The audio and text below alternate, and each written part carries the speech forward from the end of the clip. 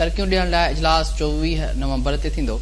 वज़ीर आला सेक्रेटरी जे प्रोटोकॉल ऑफिसरनि खे तरक्कियूं ॾियण जो मामलो एजेंडा में शामिल आहे। सिहत खाते जे मेडिकल ऑफिसर्स XPCS ऑफिसर्स खे बि तरक्कियूं ॾिनियूं वेंदियूं। अवांखे आगाह कयूं पिया PSS जे ऑफिसरनि खे बि मथे ग्रेडनि में तरक्कियूं ॾियण जो मामलो एजेंडा में शामिल आहे, जॾहिं त वर्क्स एंड सर्विस खाते जे कामूरनि खे तरक्कियूं ॾियण लाइ मामलो एजेंडा में पिणु शामिल आहे। अवांखे आगाह कयूं पिया सिंध हुकूमत पारां 17हें ऐं 18हें ग्रेड जे ऑफिसरनि खे तरक्कियूं ॾियण जो फ़ैसिलो कयो वियो आहे। सिंध जे चीफ सेक्रेटरी सूबाई सिलेक्शन बोर्ड 2 जो इजलास तलब करे वरितो आहे।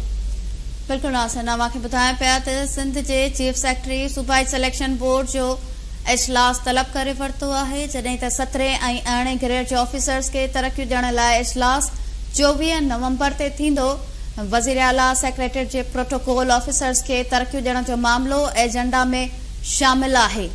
अहम ख़बर अवां सां शेयर कयूं पिया। सिंध हुकूमत पारां 17 ऐं 18 ग्रेड जे ऑफिसर्स खे तरक्कियूं ॾियण जो फ़ैसिलो कयो वियो आहे। सिंध जे चीफ सेक्रेटरी सूबाई सिलेक्शन बोर्ड जो इजलास तलब करे वरितो आहे।